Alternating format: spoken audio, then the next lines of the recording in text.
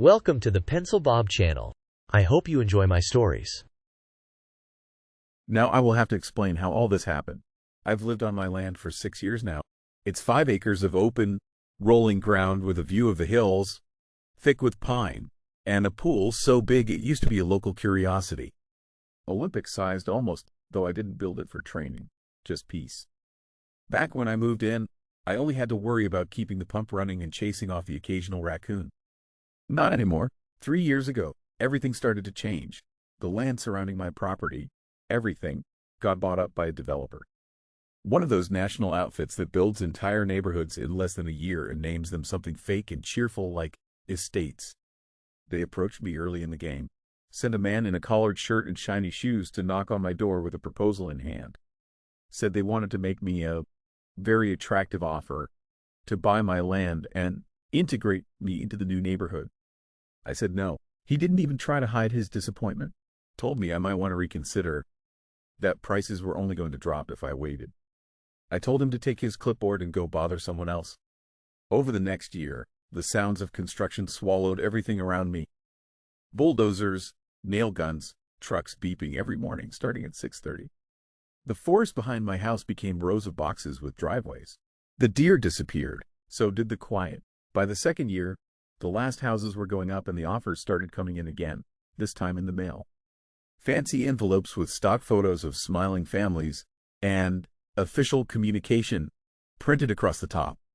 All of them asking to buy me out. I didn't answer a single one. Then one day, she showed up.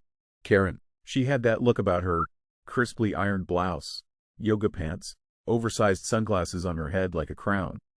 She stood at my front door like she'd lived there her whole life, smiling like a kindergarten teacher but with the eyes of someone who hadn't heard the word no in 20 years. "Hi there," she said. "I'm Karen, president of the Willow Glen Estates Homeowners Association." I didn't answer right away. I was just staring at the binder in her hands. It was leather-bound, overstuffed with paper, and had a little HOA crest stamped on the front like it was some kind of royal decree.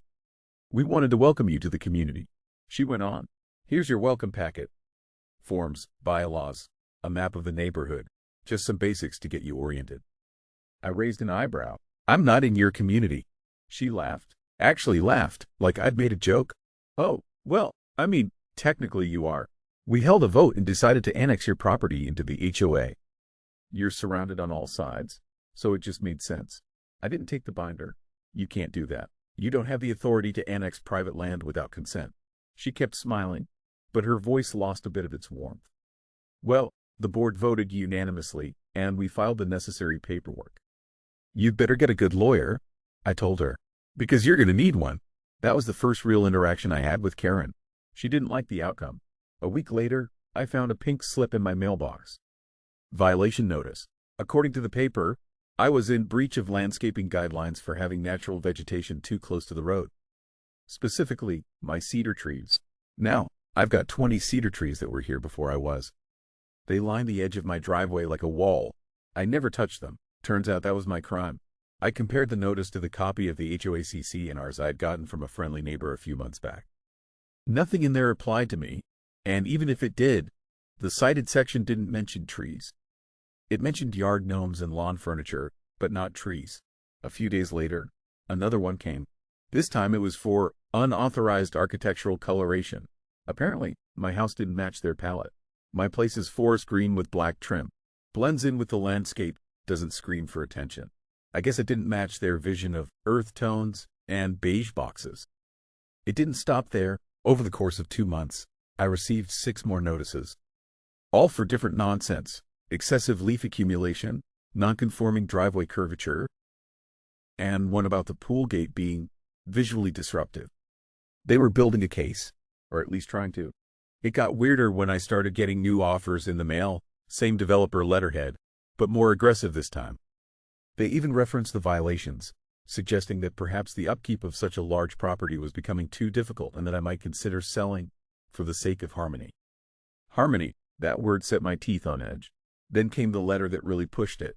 It arrived by certified mail. Thick envelope. Inside was a formal-looking document with the HOA seal and 3 signatures. Karen's was right in the middle, huge and looping. Per a vote of the Willow Glen Estates HOA board, It began. The shared amenities of the community are hereby expanded to include the recreational pool located at my address. They were claiming my pool. They called it a shared amenity and said access guidelines would follow shortly. They planned to schedule usage hours and assign responsibilities for upkeep. I didn't even respond. Instead, I walked out to the pool, pulled the circuit breakers for the pump, and scheduled a draining. The contractor I hired didn't ask questions. Within 2 days, the water was gone. I ordered a heavy-duty industrial pool cover and latched it down tight. No one was getting in there. That's when Karen came back. She showed up unannounced again, furious this time, though trying to play it cool. "You can't just destroy community property," she said, crossing her arms. I stood on the porch, arms crossed too. "You mean my property? It was voted on. That pool is a neighborhood amenity now. Then you better take it up with the judge." Her face twitched. "We will." I didn't have to wait long. A lawsuit came in the mail within 2 weeks. They claimed I had destroyed a shared amenity that was legally annexed.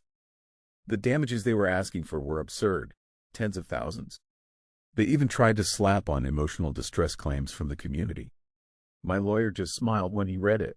They're grasping at straws. We gathered up the property records, parcel maps, land title, everything. We had receipts, and the best part, the judge didn't even let it get far. He asked one question. Did the defendant ever agree to join the HOA or sign any annexation documentation? Their lawyer squirmed. Karen was sitting in the front row, jaw tight. You could feel her vibrating with frustration. Case dismissed. But it wasn't over. I thought the court ruling would be the end of it, or at least enough to send Karen and her clipboard army packing. But no, it just made them bolder, more desperate. Karen wasn't about to let some judge ruin her fantasy kingdom. 2 weeks after the court loss, something new appeared at the end of the road. A massive iron gate, brand new, shiny black, with decorative scrollwork and a keypad entry system. Right in the middle of the only street that leads in and out of the neighborhood. Now, I want to be clear, this was a public road. The kind that gets plowed by the county, patrolled by the sheriff, and paved by taxpayer money. My driveway connects directly to it, which makes this next part even more ridiculous. The gate had 2 private security guards stationed in front of it. Not real police, but they wore uniforms close enough to confuse a kid. Karen apparently hired a local security firm and handed them a binder with names and addresses of approved residents. And, surprise, I wasn't on that list. The first morning it was up, I drove out like usual, waved to the guy at the gate, and tried to pass through. He stepped in front of my truck. "Sorry, sir, residents only." I blinked. I live right there. I pointed toward my roof, visible just beyond the trees. He shrugged. "Name's not on the sheet. You're blocking a public road." He adjusted his sunglasses. "Just doing my job, sir." That's when I knew Karen had truly lost her grip. This wasn't about the pool or property lines anymore. This was about power, image, control. I threw the truck in reverse, took the long way through the back exit, past some utility access easement the developer hadn't gated off, and drove straight to the county office. The clerk behind the counter was polite until I explained what happened. Then her eyes narrowed like she'd heard this one before. "You said they put a private security gate on County Route 18? "Yep." She called in a supervisor. He came out, looked over the maps, then stared at me like I just told him someone painted a stop sign purple. "They can't do that."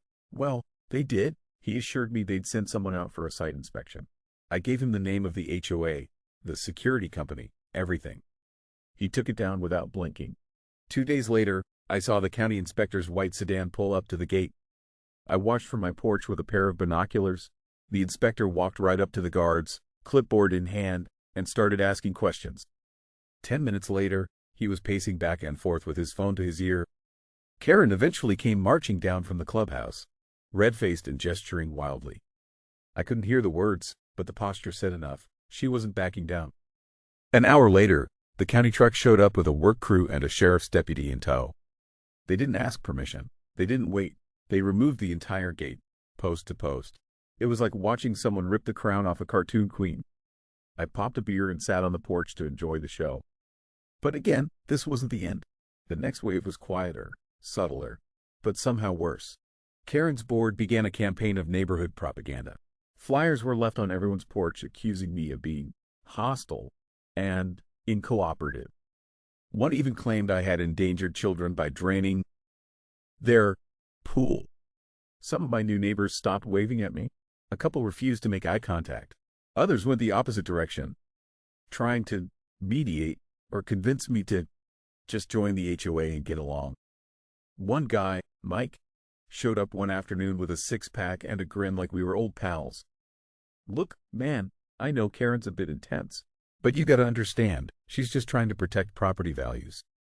I took a beer but didn't say much. He sat down on the porch like he owned it. "It'd really help if you just signed on. They're not gonna leave you alone otherwise. So I should give up my rights to make Karen feel powerful?" Mike shifted in his seat. "I'm just saying, maybe don't poke the bear." I stared at him. The bear built a gate on a public road. He left shortly after that. Then came the anonymous complaints. Calls to the zoning board, bogus reports to code enforcement. One claimed I was storing hazardous materials. Another accused me of harboring aggressive wildlife. Someone even left a fake Yelp review for a non-existent landscaping business registered to my address, claiming I cursed at children and let my goats roam free. I don't even have goats. I knew it was Karen, or someone close to her. Every move she made reeked of that polished, suburban faux diplomacy. Concerned citizen, letters, typed in all caps with legal buzzwords underlined. But one thing she hadn't figured out yet was that I document everything. Every notice, every interaction, every letter. I even had footage from the gate debacle, thanks to a motion-activated trail cam I'd set up along the fence line. That camera caught more than I expected. One night around 2 a.m., it snapped a series of images of someone walking the perimeter of my fence with a flashlight. The person wore a hoodie and kept ducking behind shrubs when a car passed. I sent the footage to the sheriff's department. They didn't do much beyond logging the report, but it was on file now. The next night, I installed motion lights and signs, surveillance in use. No one came after that, but the line had clearly been crossed.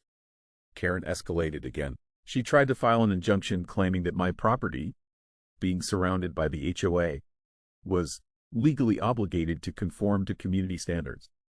Her words, not mine. The filing was tossed out immediately, but that didn't stop her from pushing a new vote within the HOA to reattempt annexation through updated policy adjustments. She was rewriting their bylaws specifically to target me. At the same time, she pressured the city to rezone the area, hoping to redefine the property lines. Luckily, zoning boards move like molasses, and the county had already slapped her down once. Still, she kept going. Emails, petitions, threats disguised as neighborly concern, and through it all, I never budged. My land was mine, bought fair, paid off. No mortgage, no agreement, no dotted line with my signature anywhere near her fantasy rules. But I could feel the temperature rising. Then came the biggest mistake she ever made. She filed a permit for construction on the community pool, which, again, was drained and covered on my land. Somehow, she got a shady contractor to approve blueprints for renovations and install fencing around the perimeter. Without informing me, I woke up one morning to find 3 men standing in my yard, staking flags and measuring the slope near the deep end of my empty pool. I walked out in my boots and robe. "What the hell are you doing?" The foreman looked confused. "We're surveying for the HOA. Permits say this is common ground."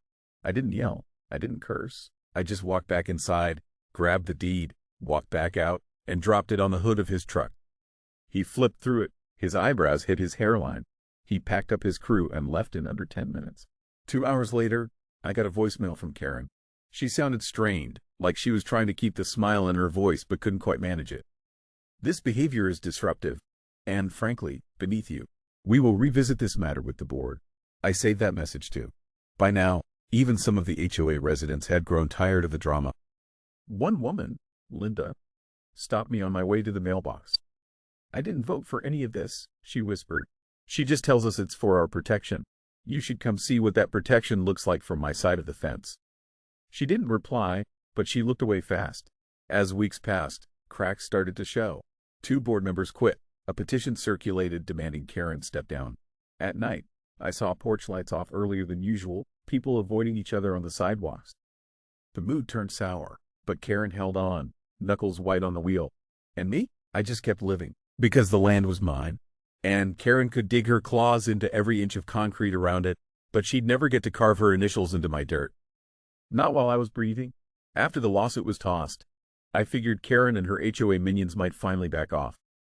Maybe they'd lick their wounds, shift their attention to mailbox color compliance or garbage can placement, whatever petty nonsense they usually fussed over. But I should have known better. Karen didn't just want control, she wanted a win.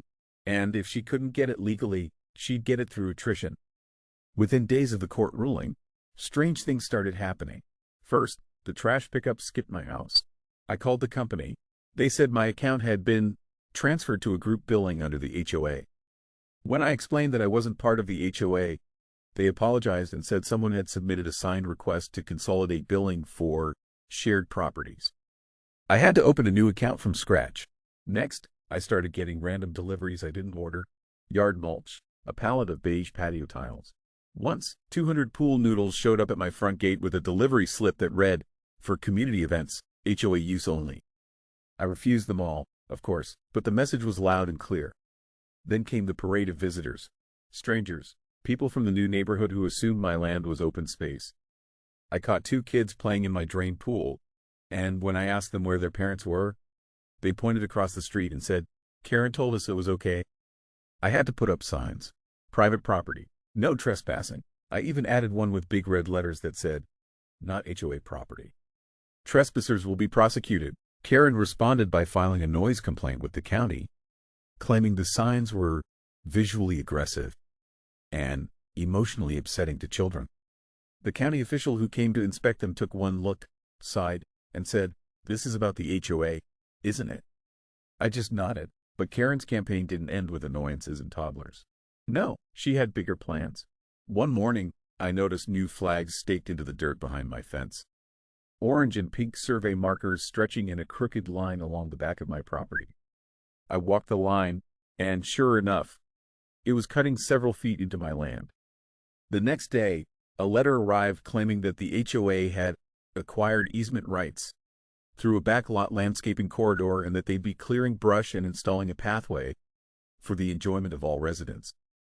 I marched straight to the planning office again, folder in hand. The clerk checked the parcel records, then the maps, then squinted at the letter. "This isn't even a real easement filing," she said. "They submitted a request, but it wasn't approved. It's pending denial. It's nonsense." Back home, I found Karen and 2 board members at the edge of my yard, measuring tape in hand. "Step off my land," I called out. Karen smiled without looking up. "You're going to need to be more cooperative, or we'll have no choice but to file for emergency access." "There's no emergency, and you're trespassing." She stood upright, adjusted her sunglasses, and said, "This isn't over." I didn't respond. I didn't need to. The next day, I installed a privacy fence, 10 feet tall, reinforced panels, concrete footings. It wrapped the entire back of my property like a fortress wall. Karen called it a provocative escalation in an open letter to the HOA. She urged the community to remain vigilant and united against the growing divisiveness caused by individuals unwilling to embrace progress. Someone spray-painted "Sell Out" on my driveway in the middle of the night. I had a motion-activated spotlight and camera installed within 24 hours. I posted still frames of the figure, fuzzy, but clearly wearing a Willow Glen sweatshirt, on the community bulletin board. Karen tore them down every morning. I put new ones up every night. The war wasn't physical. It wasn't even legal anymore. It was psychological. Karen wanted to isolate me, grind me down, make me look like the unhinged loner surrounded by good neighbors who just wanted order. But what she didn't realize was that I didn't care about fitting in. I cared about the land. And I wasn't going anywhere. If I thought Karen had lost her mind with the pool stunt, I hadn't seen anything yet. Losing in court didn't humble her. It lit a fire under her, and she made damn sure everyone saw it burn. It started with an email blast, thinly veiled as security improvements and property value protection.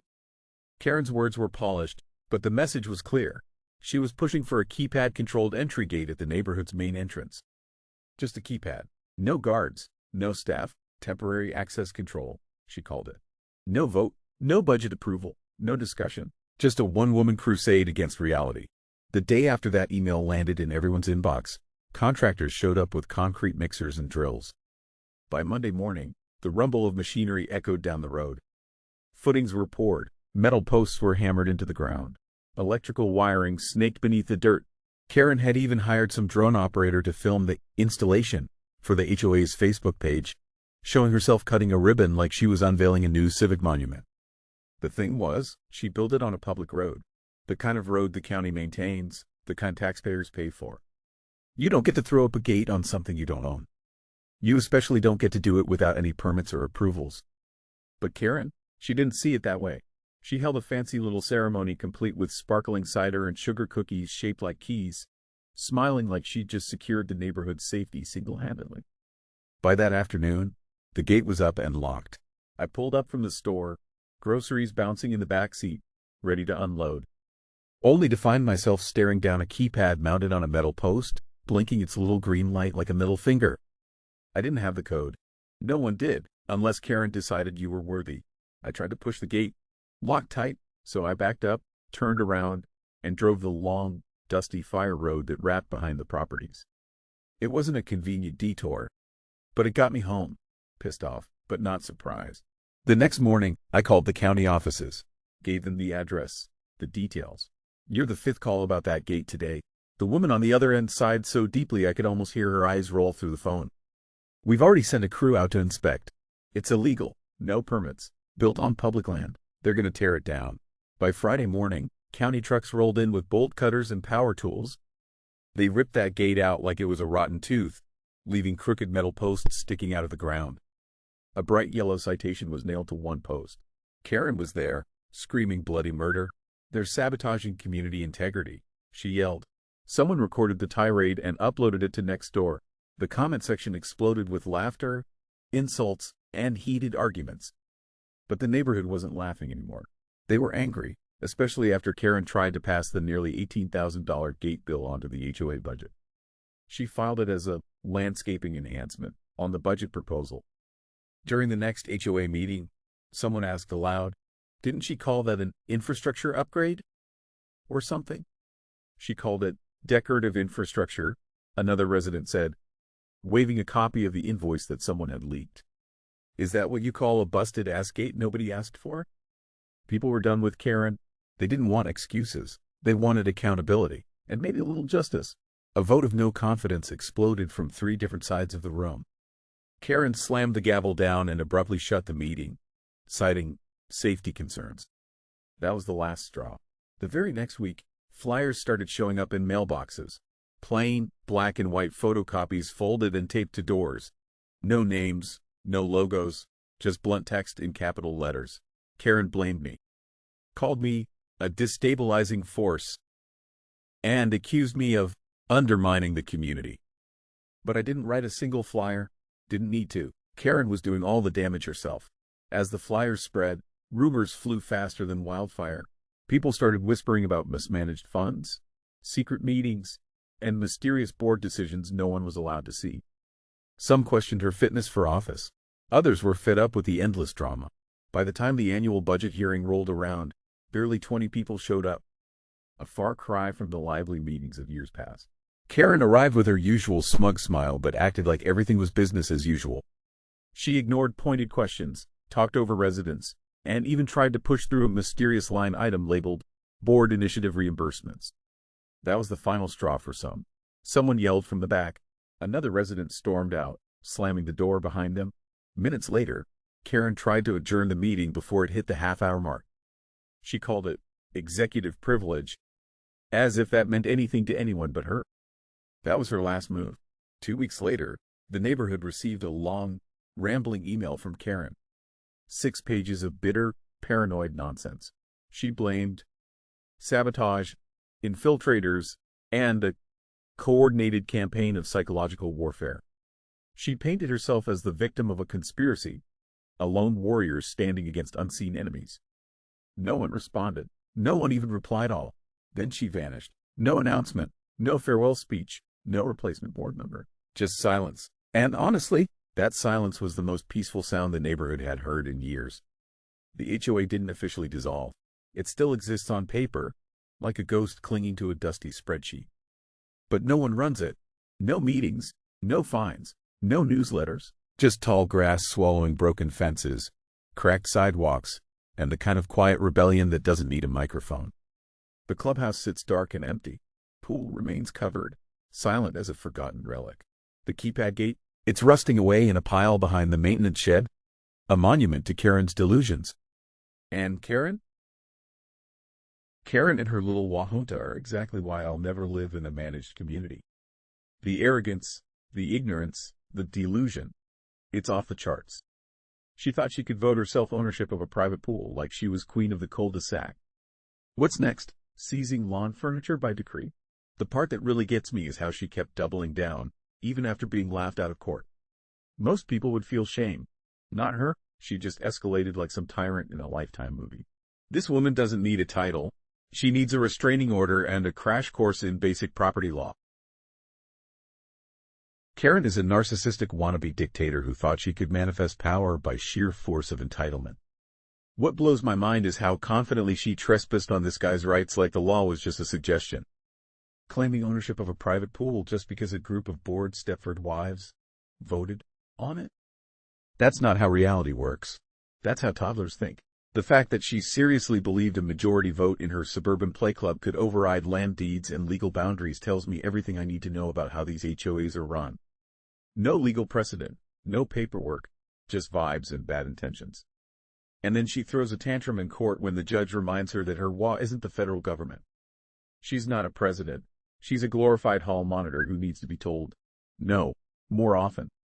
Honestly, I hope she had to explain that court loss to all the residents she claimed to represent while wasting their money on legal fees.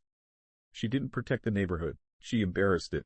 And the gate stunt? That's pure fascist cosplay. Standing in the way of a tax-paying resident on a public road just because you're pissed you didn't get your way. Karen should never be allowed near any form of governance again. Not even a PTA. You know what's funny and tragic all at once? Karen thought she was the main character of her own inspirational neighborhood management saga, but she ended up being the villain in a story we'll roast for eternity. The whole idea of voting someone into an HOA without their consent is so backward it's laughable. That's not democracy. That's delusion. Then the violations start. All fake, all petty. She turns every bush, leaf, and paint swatch into a weapon. And when none of that works, she claims his pool belongs to them now? What is this? Soviet suburbia. This story is a horror movie for homeowners. I hope every WA board member reads it and breaks out in a cold sweat. Because this is what happens when power gets handed to people who crave control more than they care about the law. Karen didn't get crushed by the landowner. She got crushed by her own incompetence. And it was beautiful.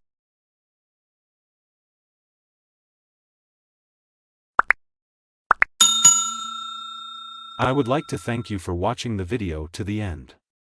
To encourage us to make more videos, please like, subscribe, comment, as well as share.